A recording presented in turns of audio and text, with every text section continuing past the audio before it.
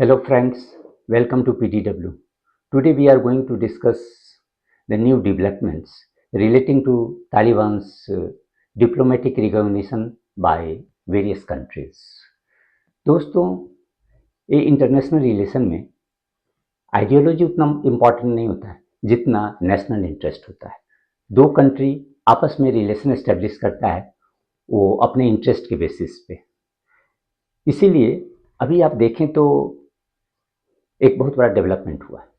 India is likely to appoint a Taliban nominee, Ikrimuddin Kamil, as a second secretary in Mumbai consulate. इसके पहले आप देखें तो India का कोई भी फॉर्मल रिलेशन नहीं हुआ रहा है। जस्ट आफ्टर 2021 जब तालिबान अफगानिस्तान में अपना सत्ता संभाला तो उसके बाद बहुत सारी कंट्री ने अपना डिप्लोमेटिक जो मिशन था उसको बंद कर दिया। इवन इंडिया अपने एम्बेसी को क्लोज कर दी। लेकिन कुछ दिनों के बाद ऐसा लगा कि नहीं, at least there should be some presence, diplomatic presence, ताकि जो उसके जो बेसिक वर्क हैं उसको कैरी आउट कर सके, या बहुत सारे जो लोगों इंडियन सिटीजन्स या इंडियन नेशनल ओरिजिन के जो लोग वहाँ अफगानिस्तान में हैं उसके प्रॉब्लम को भी रिजॉल्व करें। इसीलिए India sent just a small group of technical persons in Kabul. लेकिन उस समय जो चिंताएं थी, इंडिया की सबसे बड़ी चिंता उस समय ये थी कि तालिबान के पावर में आने के बाद ऐसा हो सकता है कि बहुत सारे जो वहाँ माने एंटी इंडिया एलिमेंट्स हैं, they will have base in Afghanistan and from there they can operate against India in various parts of the country, most importantly in Kashmir. Because ये भी एक बहुत बड़ा मुद्दा है इंडिया पाकिस्तान के बीच में। और तालिबान के आने के बाद अगर हम देखें तो जो कंट्री सबसे ज़्यादा खुश था वो पाकिस्तान था। इनफैक्ट पाकिस्तान के जो प्राइम मिनिस्टर इमरान खान है वो तो कहे कि भाई ये जो तालिबान है they have broken the shackles of slavery. तो इसीलिए इंडिया को सिक्योरिटी फ्रंट पर काफ़ी परेशानी थी और इवन एप्रीहेंशन था कि हो सकता है कि Taliban they will promote insurgency in Kashmir. और इसी के कारण सारे जो भी रीजनल या इंटरनेशनल फोरम्स होते थे उस पर इंडिया का ये इंसिस्टेंस होता था कि एक रिजोल्यूशन पास हो जिसमें तालिबान को के ऊपर एक प्रेशर डाला जाए कि वो they should not allow the Afghan soil to be misused by any militant groups against the neighbouring countries. लेकिन over a period of time ये जो इंडिया का जो एप्रीहेंशन था वो धीरे धीरे कम होता गया है। अब देखें कि जो पहले था कि भाई Taliban will emerge as a hotbed of anti India militant outfits और anti India terror outfits like Lashkar e Taiba या जैसे मोहम्मद, ये सब सारे उसको वहाँ से ऑपरेट कर सकते हैं। लेकिन ऐसा कुछ नहीं हुआ। Taliban didn't allow these groups to have their bases in their country. उसके अलावा भी अगर हम देखें तो जो भी इंडियन प्रोजेक्ट्स थे वो कंटिन्यू रहे, तालिबान ने उसको डिस्टर्ब नहीं किया। In fact Taliban urged Indian government to invest more, और इवन इंडियन गवर्नमेंट ने भी इस फ्रंट पे, क्योंकि इंडिया के लिए ये जो पीपल टू पीपल रिलेशन है वो काफ़ी इंपॉर्टेंट है, और इसलिए इंडिया ने बहुत बार इवन कोविड के टाइम में और इवन जब वहाँ फूड क्राइसिस हुए तो उस समय भी इंडिया जो है वो काफ़ी असिस्टेंस, मटेरियल असिस्टेंस उसको प्रोवाइड किया। इसके अलावा अगर हम देखें ये जो सिक्योरिटी या पीपल टू पीपल कंटैक्ट हैं उसके अलावा भी ये हम देखें कि जो तालिबान कभी भी जो इंडियन इंटरेस्ट को डैमेज नहीं किया। In fact they have promoted Indian interest.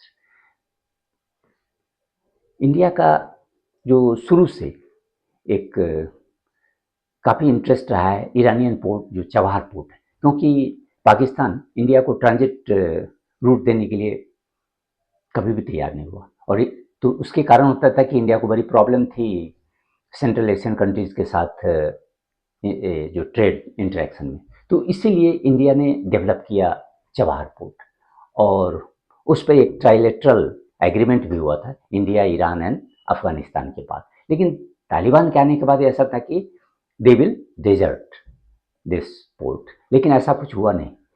मार्च 2024 में जेपी सिंह जो इंडियन सीनियर इंडियन ऑफिशियल्स हैं वो वहाँ विजिट किए और उनकी मुलाकात तालिबान के जो एक्टिंग फॉरेन मिनिस्टर हैं आमिर खान मुत्ताकी उनसे भी, और उसमें ये चबहार पोर्ट का मामला आया।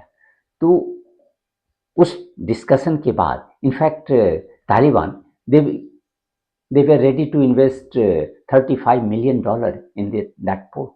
तो इस तरह से हम देखें कि ग्रेजुअली इंडिया का कॉन्फिडेंस बढ़ता गया और इसी का नतीजा है कि इंडिया अब एक तालिबान नॉमिनी को भी एक्सेप्ट करने के लिए तैयार है। इसके अलावा अगर जस्ट उल्टा हम देखें तो तालिबान और पाकिस्तान का रिलेशन वो काफ़ी प्रॉब्लमेटिक हो गया है और anti Pakistan elements they are having a free run in Afghanistan. तो इस तरह से हम देखें कि इंडिया और मान इंडिया हैज़ गॉन और India has covered a long distance in strengthening it's relation with Taliban. Even अगर हम इंटरनेशनल लेवल पर भी देखें तो फर्स्ट टाइम तालिबान डेलीगेशन जो वो एक यूएन क्लाइमेट कॉन्फ्रेंस जो बाकू में हो रहा है उसमें पार्टिसिपेट कर रहा है। यह दूसरी बात है कि उसे एक फुल फ्लेज मेंबर का दर्जा नहीं दिया गया, they are having observer status. लेकिन ये भी बहुत बड़ी बात है क्योंकि एक इंटरनेशनल और यूएन कॉन्फ्रेंस में अगर किसी कंट्री का जो रिप्रेजेंटेटिव पार्टिसिपेट कर रहा है इसका मतलब कि सूनर और later that country will have its recognition और diplomatic recognition from the international community. ये फर्स्ट साइन है। अगर इससे पहले भी देखें तो उसके जो तालिबान के जो मेन आइडियोलॉग हैं Sirajuddin Haqqani, they got travel exemption from UN Security Council and then he visited Saudi Arabia for Hajj. उसके बाद वो यूएई भी विजिट किए। इसके अलावा अगर हम देखें तो रिसेंट में ग्रेजुअली 2021 के बाद मैंने पिछले 1-2 साल में अगर हम देखें तो तालिबान कई कंट्री के साथ अपने डिप्लोमेटिक रिलेशन को एस्टेब्लिश करने में सक्सेसफुल हुआ है। They had already their diplomatic staff in Pakistan, लेकिन उसके बाद इन्होंने यूएई, ओमान इन दोनों के साथ अपना full fledge diplomatic relation establish कर लिया है। इवन कतर में जो पहले एक पॉलिटिकल ऑफिस था जो जिसके माध्यम से तालिबान एंड यूएस के साथ जो बातचीत होती थी वो भी कंटिन्यू कर रहा है। इसका मतलब कि इनडायरेक्टली हम कह सकते हैं कि तालिबान का जो डिप्लोमेटिक रिलेशन कतर के साथ भी है। इसके अलावा रिसेंटली मैंने last year China has also accepted Taliban ambassador. Russia already it has expressed its support for the diplomatic recognition of Taliban by the international community।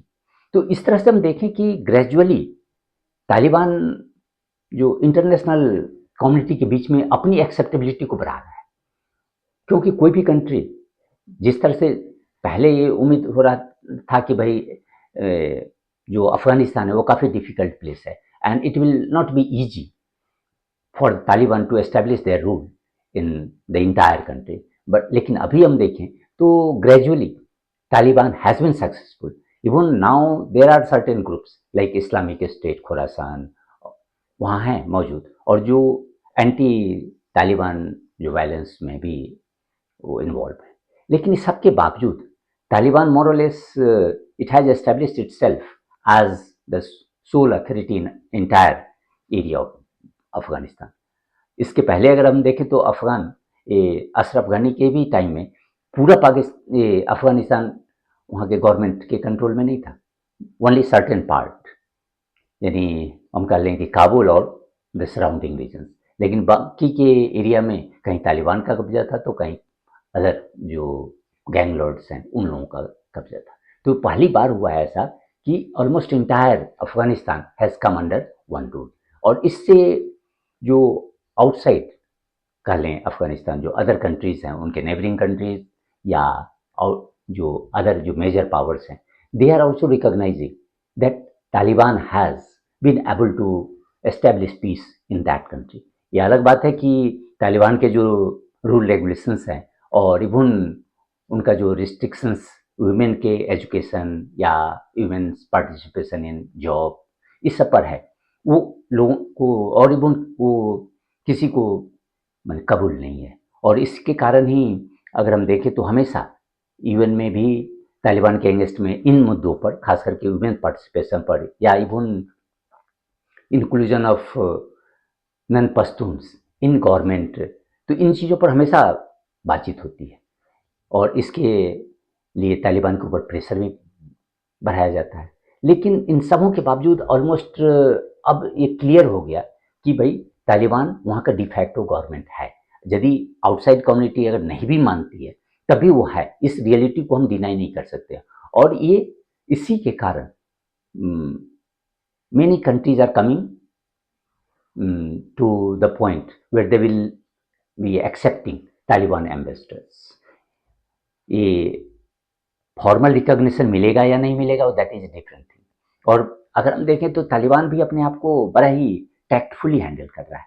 अभी डोनाल्ड ट्रंप के विक्ट्री के बाद एज ए यूएस प्रेसिडेंट, उसके electoral victory के बाद तालिबान ने आउटली तो praise नहीं किया, लेकिन उसने बड़ा ही केयरफुली वर्डेड स्टेटमेंट जारी किया जिसमें वो ये उम्मीद जाहिर किया है कि under Trump Washington will take a pragmatic approach towards Afghanistan.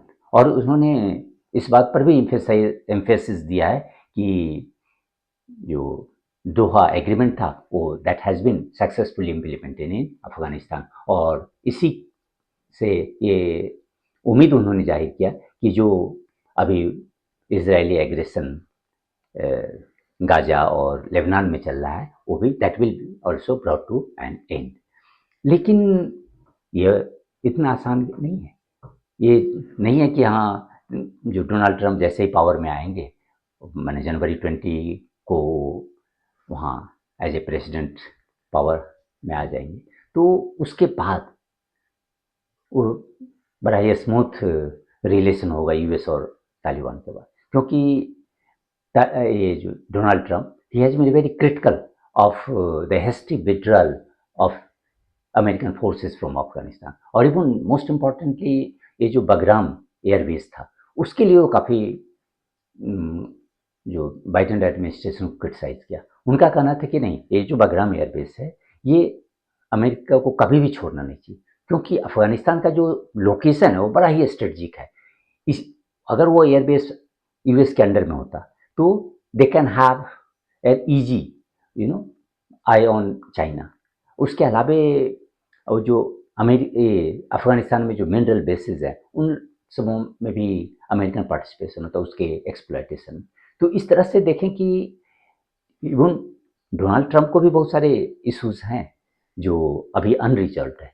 In fact ये भी देखना होगा कि भाई रिपब्लिकन पार्टीज जो एंटी तालिबान फोर्सेज है उनके तरफ और उनके बारे में अपना क्या ओपिनियन रखती है। तो इस तरह से हम देखें कि ऐसा नहीं है कि हाँ इमीडिएट तालिबान का डिप्लोमेटिक और इवन इंटरनेशनल रिकॉग्निशन मिलने जा रहा है, लेकिन ये जो डिप्लोमेटिक और इवन यू कैन से कि बहुत सारी countries gradually they will be having full engagement with Taliban. Officially वो डिनाई कर सकते कि we have not recognized it as a formal government of Afghanistan, लेकिन उनका जो इंगेजमेंट होगा वो ऑलमोस्ट फुल फ्लेज्ड होगा।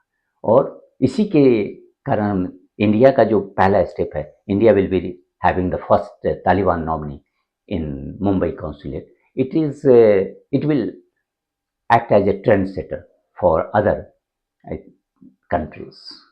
धन्यवाद।